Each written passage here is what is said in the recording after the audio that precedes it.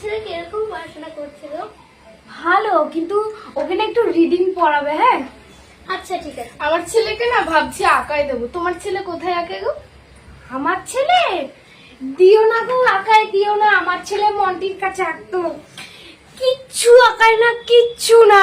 ওখানে যা আঁকায়, আমি বলেছি তোকে আর আঁকা শিখতে হবে না, তুই এখন পড়াশুনো কর। তুমি জানো 2 ঘন্টা আঁকা শেখানোর জন্য 100 টাকা আমার জলে যায়।